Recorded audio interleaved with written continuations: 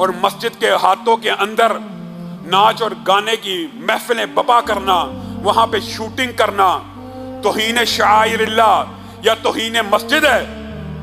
تو مسجد کے اندر بیٹھا ہوا چاہے کوئی بدکار ملا ہو، ہاتھ میں قرآن اور حدیث کی کتاب لے کر کسی بدفعلی کا مرتکب ہوا ہو، تو یہ صرف بدفعلی کا جرم نہیں ہے بلکہ توہین مساجد بھی ہے، توہین شعائر اللہ بھی ہے۔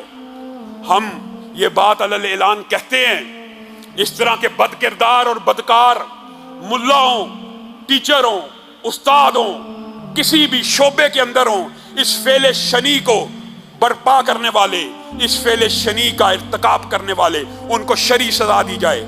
اور بعض لوگ یہ سمجھتے ہیں کہ اس عمل کی شرعی سزا یہ نہیں ہے۔ اور میرے بھائیوں غور کرو، اس عمل کی شرعی سزا تو اللہ تعالیٰ نے قرآن پاک میں قوم لوط کو دی، آسمان سے پتھروں کی بارش کر دی۔ آج ہم کہتے ہیں کہ ان کو سنسار کر دیا جائے، سٹوننگ ٹل ڈیتھ، اس وقت تک پتھر مارے جائیں جب تک مر نہیں جاتے۔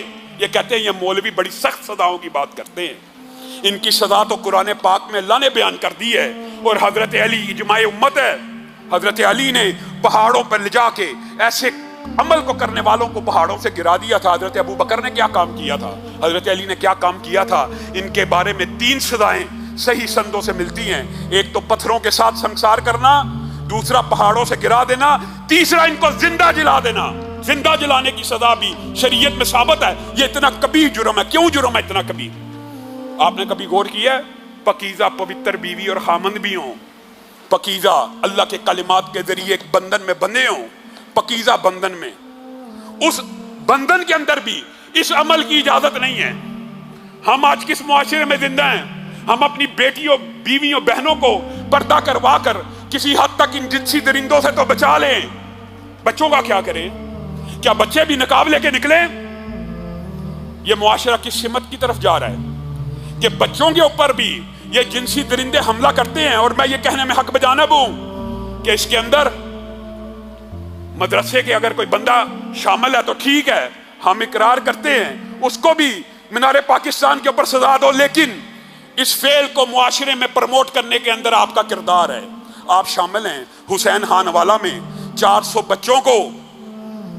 بچوں نے شکایت کی حسین خان والا میں۔ آپ کو پتا ہوگا پچھلے گزشتہ چند سال پہلا واقعہ ہے کہ ہمارے ساتھ گندی فلمیں بنائی جاتی ہیں اور ہمارے ساتھ یہ کام ہوتے ہیں۔ وہ ملزم اتنے بااثر ہیں، آج بھی آزاد ہیں، ان میں سے کوئی ایک نہیں پکڑا گیا۔ آپ اس عمل کو کتنا لائٹ لیتے ہیں اور آپ یہ سمجھتے ہیں۔ اور میں آپ کو بھی یہ بات نصیحت کرنا چاہتا ہوں، میرے بھائیوں، میری بہنوں، میری بیٹیوں، اپنے بچے کی اس انداز میں تربیت کرو کہ اس کو گڈ اور بیڈ ٹچ کا پتہ ہو۔ کیا مطلب؟ آپ کا بچہ چھوٹا بھی ہے، اس کو یہ بتانا ہے بیٹا یہ آپ کی پرسنل سپیس ہے، آپ کا والد تو آپ کے منہ پہ چوم سکتا ہے، آپ کا باپ، آپ کی ماں تو آپ کو نہلا سکتی ہے، اس کے ہاتھ تو اس جگہ پہ لگ جائیں تو کوئی حرج نہیں، لیکن ان کے علاوہ اگر کوئی بھی یہاں پہ ہاتھ کو لگائے گا تو آپ نے ہمیں شکایت لگانی ہے، ہمیں آ کے بتلانا ہے۔ اور میں مدارس کی انتظامیہ اور احباب سے بھی یہ بات کہنا چاہتا ہوں، جن مسجدوں کے اندر بورڈنگ کا انتظام ہوتا ہے، ہاسٹل ہوتے ہیں، پہلی بات تو یہ ہے ہاسٹل سے اجتناب کرنا چاہیے، لیکن جہاں پہ مجبوری ہے، طالب علم آتے ہیں تو استاد کا کوئی کام نہیں، کلاس کے بعد وہ جہاں پہ بچے رہ رہے ہیں اس جگہ کے اندر آئے، استاد کا کام ہے کلاس میں پڑھائے، استاد پڑھانے کے لیے ہے، یہ نہیں کہ جب چھٹی ہو جائے یا شام ہو جائے تو وہ بچے جہاں پہ رہ رہے ہیں وہاں پہ داخل ہو جائے۔ کس وجہ سے؟ یہاں سے ہی روکنا ہوگا۔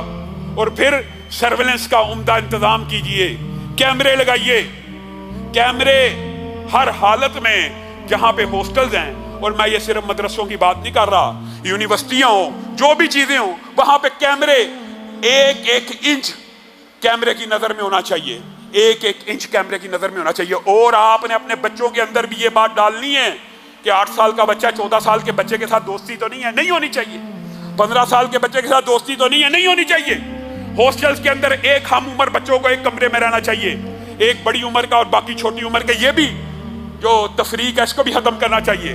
دوسری بات یہ ہے کہ ان باتوں کو کہتے ہوئے لوگ گھبراتے ہیں، اور مجھے بڑا دکھ ہوتا ہے، کئی مرتبہ ہمارے سے لوگ سوال کرتے ہیں کہ علامہ صاحب بچپن میں ہمارے ساتھ ایسا ہوا تھا، ہم نے اپنے ماں باپ کو بتلایا تھا، ماں باپ نے یقین نہیں تھا کیا، ماں باپ کان کھول لیں اور میری یہ بات سن لیں کہ یہ کبھی نہ سوچا کریں کہ بچہ یہ الزامی الزام لگا رہا ہے.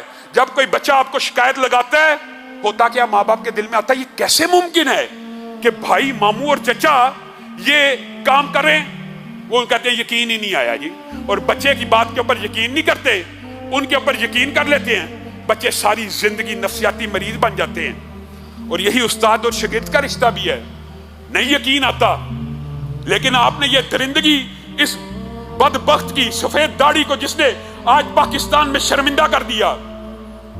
اور میں بڑا دکھی دل سے یہ بات کہنا چاہتا ہوں, وہ لبرل مافیا اور سیکولر مافیا, ان کو آج یہ موقع تو مل گیا وہ بکواس کریں مساجد اور مدارس کے خلاف, لیکن ہمارے ہاتھوں کو مضبوط نہیں کر رہے, اس بات کو نہیں اٹھا رہے کہ اس کو سزائے موت دی جائے, اس کو منار پاکستان کے اوپر ٹانگ دیا جائے, تاکہ آئندہ کے بعد پاکستان میں کوئی جنسی درندہ یہ بد عملی کرنے سے پہلے 100 مرتبہ سوچے.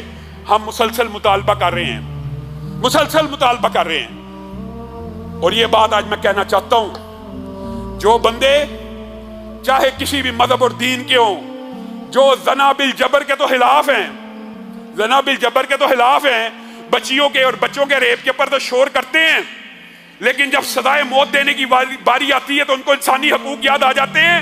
وہ اس جرم میں ملوث ہیں, وہ اس جرم کے سہولت کار ہیں.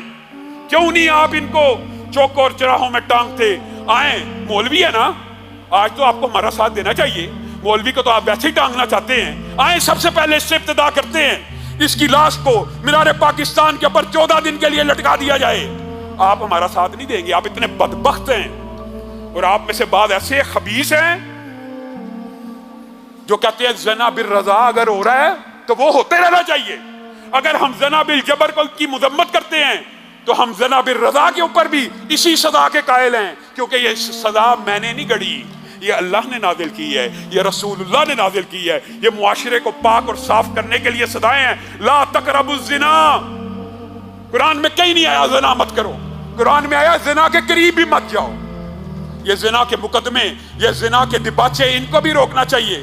یہ فحاشی اور عریانیت کی جو یہ لگار ٹی وی کے اوپر ہے, میڈیا کے اوپر ہے, انٹرنیٹ کے اوپر کوئی پابندی نہیں ہے, کوئی پیرنٹل کنٹرول نہیں ہے. وہ اتنے بدبخت ہے بغیرت, باہر کی دنیا میں پیرنٹل کنٹرول لگایا ہوا ہے 18 سال کے عمر کے بعد, اور ہمیں ایسے دیا ہوا ہے کہ جو بچہ اٹھے جو مرضی دیکھ لے. کیوں آپ ان لوگوں کو بھی ٹٹولے, ان لوگوں کو بھی جھنجھوڑے. اور بعض ایسے ہیں, اب کیا کہا جائے, عورت مارچ آپ کو یاد ہے نا, گیز اینڈ لیسبینز کے حقوق کے نعرے لگے تھے نا, ٹرانسجینڈر کی بات ہوئی تھی نا, یہ بھی ملوث ہیں. کیوں؟ جب کوئی بندہ ایسا عمل کرتا ہے نا, جب ہر بندہ اس کی مذمت کر رہا ہونا, وہ کہتا ہے یار یہ واقعی عمل برا, کئی مرتبہ اصلاح بھی ہو جاتی ہے. لیکن جب کوئی بندہ اس عمل کا شکار ہو جاتا ہے, اس بد عملی کا شکار ہو جاتا ہے, اور بعض نعرے لگانے والے یہ کہیں کہ گےازم اور لیسبینزم بھی انسانی فطرت کے مطابق ہے, تو پھر ان کے دل میں یہ بات آ جاتی ہے, اچھا یہ کوئی اتنے چمبے کی بات نہیں ہے, یہ کوئی اتنی بری بات نہیں ہے. یہ نعرے تو آپ نے معاشرے میں لگائے, اور ابھی بھی مجھے ڈر ہے کہ کہیں کوئی گیز کی حقوق کی تنظیم کھڑی نہ ہو جائے اس مولوی کے حق میں. آپ زنا بالرضا کے اندر تو جرائم کی سزا دینے کے قائل ہی نہیں ہیں. ویڈیو کے اندر زنا بالرضا ہو رہا ہے, لیکن ایک مولویوں کا نمائندہ, ایک طالب علم آپ کے سامنے کہہ رہا ہے اس کو پھانسی پہ لٹکایا جائے, کیونکہ ہم زنا بالجبر کے اندر بھی سزائے موت کے قائل ہیں اور زنا بالرضا کے اندر بھی سزائے موت کے قائل ہیں. اور آپ کو ہمارا ساتھ دینا ہوگا. اگر آپ نے معاشرے کے اندر سے یہ بدکاری, یہ عریانی اور یہ فحاشی ختم کرنی ہے, تو آپ کو بالآخر اسی بات پہ آنا ہوگا کہ اس طرح کے درندوں کو عبرتناک سزائیں دی جائیں. اور میں وفاق المدارس سے, اپنے بڑوں سے, اپنے جو اکابرین ہیں ان سے یہ بات کہنا چاہتا ہوں, آپ کو مدارس کا ایک ایسا سسٹم بنانا چاہیے. یہ دین کے ادارے ہیں. آپ یہ کہہ کے بری نہیں ہو سکتے کہ یونیورسٹیوں میں بھی ہوتا ہے, یونیورسٹیوں میں ہوتا تو ہوتا رہے, جائے جہنم میں. یہ دین کے ادارے اللہ رسول کی بات سکھانے کے لیے ہیں, یہاں پہ نہیں ہو سکتا اور نہیں ہونا چاہیے. یہ زیادہ بڑی ذمہ داری ہے.